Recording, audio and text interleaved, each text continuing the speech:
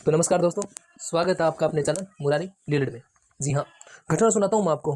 कल क्या हुआ, कक्षा चौथी पाँचवीं में बड़ा शोर हो रहा था। मैंने जाकर पूछा, अरे क्या हो रहा है, क्या हो रहा है? तो उन्होंने कहा कि सर लड्डू खाए जा रहे हैं, लड्डू खाए जा रहे हैं। अब मैंने कहा लड्डू खाए जा रहे हैं, कौन खा रहा है? अब भाई बच्चे इतने चला, कोई किसी का नाम नहीं ले रहा है कि लड्डू खाए जा रहे हैं। मैंने कहा चलो प्रिंसिपल से आपकी शिकायत करते हैं। अब मैं उनको लेकर प्रिंसिपल के पास गया। मैंने कहा सर लड्डू खाए जा रहे हैं। अब प्रिंसिपल साहब ने कहा कि नो, इंग्लिश में बताओ। मैंने कहा इंग्लिश में लड्डू खाए जा रहे हैं। मैं ठहरा सब्जेक्ट को हीरो बनाने वाला, सब्जेक्ट से वाक्य बनाने वाला, और उन्होंने कहा कि लड्डू लड्डू ऑटोमेटिक तो नहीं खाए जा रहे। तो तो मैंने कहा ये कैसे बनेगा? तो उन्होंने बताया कि आपने पैसिव वॉइस नहीं सुना। मैंने कहा क्या माजरा है ये पैसिव वॉइस का? तो उन्होंने कहा वॉइस तो पढ़ो। तो उन्होंने कहा वॉइस, ठीक है, वॉइस का मतलब उन्होंने, मैंने कहा सर वॉइस मतलब क्या है वॉइस का? तो उन्होंने कहा कि वॉइस का मतलब है वाच्य। जी, वॉइस का मतलब उन्होंने बताया कि वाच्य, ठीक है, वह वाच्य। मैंने कहा वाच्य कैसे? उन्होंने कहा कि दो वाक्य होते हैं। मैंने कहा कौन कौन से? तो उन्होंने कहा एक में तो होता है कर्ता हीरो और एक में होता है कर्म हीरो। अब कर्ता कौन, कर्म कौन? तो कर्ता जो काम को करने वाला है वो कर्ता है, ठीक है, और कर्म मतलब लड्डू खाए जा रहे हैं। यहाँ कर्ता गायब है, कर्ता को महत्व ही नहीं दे रहा, यहाँ ऑब्जेक्ट को हीरो बना दिया गया, कर्म को हीरो बना दिया गया। जिसमें वाक्य में कर्ता प्रधान हो उसे हम कहते हैं कर्तृवाच्य, ठीक है, कर्तृवाच्य, ठीक है, और जिसमें कर्म प्रधान हो उसको हम कहते हैं कर्मवाच्य, ठीक है। तो मैंने पूछा इसका मतलब? तो उन्होंने कहा जिसमें कर्ता हीरो है, यानी कर्ता को महत्व दिया गया है, उसे बोलते हैं एक्टिव वॉइस। मैंने कहा ठीक है, एक्टिव वॉइस। और मैंने कहा कर्म प्रधान हो तो उन्होंने कहा जिस वाक्य में कर्म प्रधान हो उन्हें कहते हैं पैसिव वॉइस, ठीक है। जिस प्रकार आप बता रहे हो ना कि लड्डू खाए जा रहे हैं, लड्डू ऑटोमेटिक तो नहीं खा रहे, मतलब इसमें लड्डुओं को महत्व दे दिया गया है, लड्डुओं को हीरो बना दिया गया है, तो उन वाक्यों को कहा जाता है पैसिव वॉइस। मैंने कहा ओ, तो ये है वो पैसिव वॉइस। तो हम आज पढ़ रहे हैं पैसिव वॉइस। मैंने कहा कि बताओ, मैंने कहा वाक्य समझाओ मुझे। तो उन्होंने कहा कि कौन खा रहा है लड्डू? अब मैं क्लास में कैसे जैसे तैसे करके पता चला कि टोनू नाम का लड़का है वो लड्डू खा रहा है। तो मैंने कहा इतनी इंग्लिश तो मुझे आती है। तो उन्होंने कहा मनाओ। तो मैंने कहा ये तो उनका रोज का काम है, रोजाना जिसकी आदत है।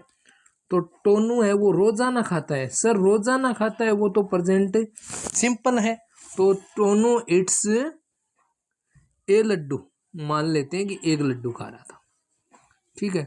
टोनू इट्स ए लड्डू, टोनू एक लड्डू खाता है। तो मैंने कहा इनका पैसिव कैसे बनाऊं?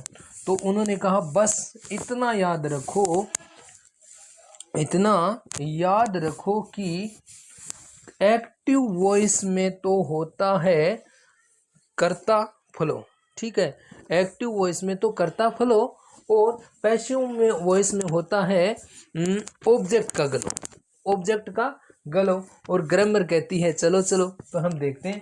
तो उन्होंने कहा हीरो किसको बनाऊं? तो उन्होंने कहा लड्डुओं को हीरो बना दो। अर्थात दो यहाँ पर समझो, ये सब्जेक्ट है, ये वर्ब है, और ये ऑब्जेक्ट है। तो उन्होंने कहा बस इतना याद रखो, इनका स्थान बदल दो, दोनों का स्थान। मैंने कहा ऑब्जेक्ट को सब्जेक्ट बना दो, अच्छा हीरो बना दो। तो उन्होंने कहा ठीक है, ए लड्डू, ए लड्डू, ठीक है। मैंने कहा इनको यहाँ लाऊं तो यहाँ मैं क्या रखूं? तो मैंने कहा इससे पहले तो हेल्पिंग वर्ब रखी जाती है। तो बस एक ही पैटर्न उन्होंने मुझे बताया कि ऑब्जेक्ट रखो और हेल्पिंग वर्ब रखो।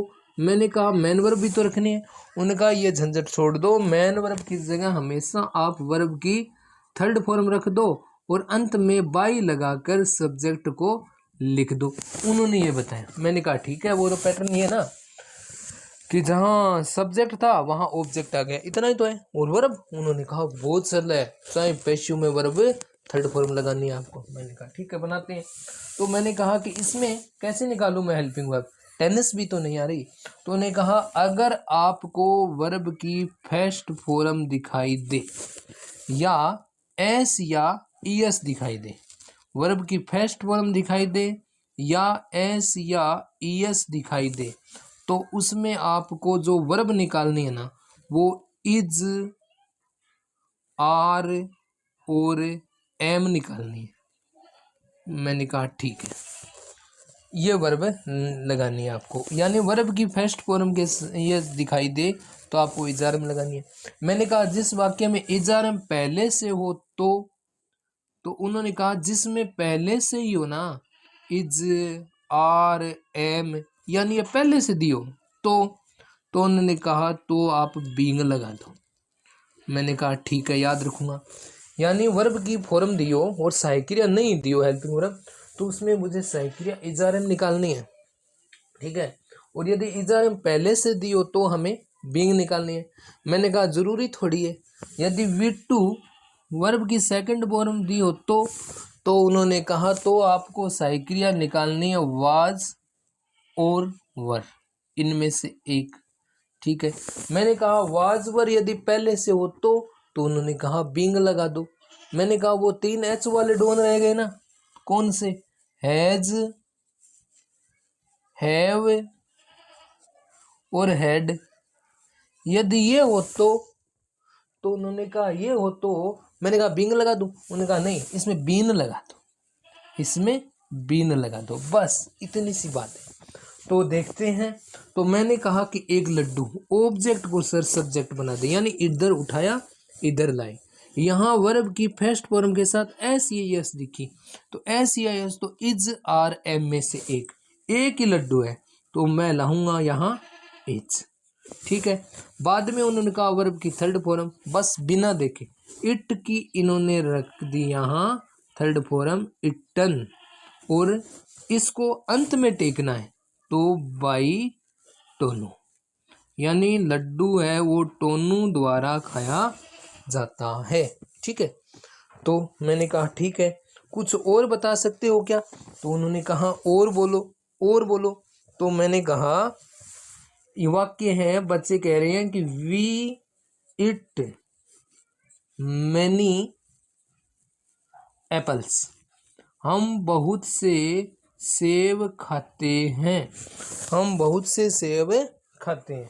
तो मैंने कहा कैसे बनाऊं, तो उन्होंने कहा पैटर्न तो एक ही है, इनको आप ऐसा करो जो ऑब्जेक्ट है उसको वापिस सब्जेक्ट बना दो। मैंने कहा ऑब्जेक्ट तो मैनी एप्पल्स हैं, तो मैंने लिख दिया मैनी एप्पल्स, ठीक है।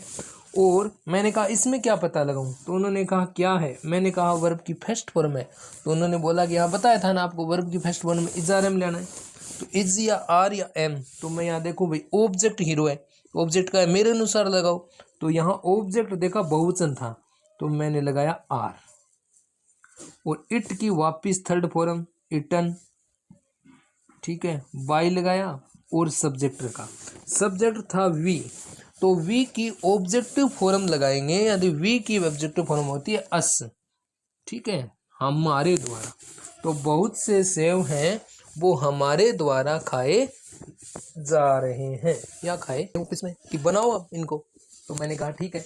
वाक्य था सी इज गोइंग टू मार्केट, वह बाजार जा रही है, मैंने कहा बाजार उसके द्वारा जाया जा रहा है, तो मैं जैसे ही यानी ये ऑब्जेक्ट है इसको मैंने सब्जेक्ट बनाया, मैंने लिखा मार्केट, ठीक है। फिर मैंने कहा इज है, तो उन्होंने बोला दिया हुआ हो ये मैनुअल ये हेल्पिंग वर्ब पहले ही दियो तो क्या लगाना है, मैंने कहा बींग लगाना है, तो मैंने लिखा इज और बींग। तभी प्रिंसिपल सर ने कहा कि मार्केट खुद कभी जाया जाता है क्या, तो मैंने कहा कैसे, भी लड्डू खाया जा रहा है, मार्केट गो है ना, गो वर्ब की आपको पैसिव नहीं बनानी है, ठीक है। मैंने कहा अच्छा गो की पैसिव नहीं बनती, मैंने कहा नहीं गो की पैसिव नहीं बनानी है। मैंने कहा ठीक है आगे वाला बनाता हूँ, Mrs Sharma cooked food, Mrs Sharma ने कुकड माने सेकंड फॉर्म दिया, जब बिना हेल्पिंग वर्ब दियो तो सेकंड फॉर्म आती है, ठीक है।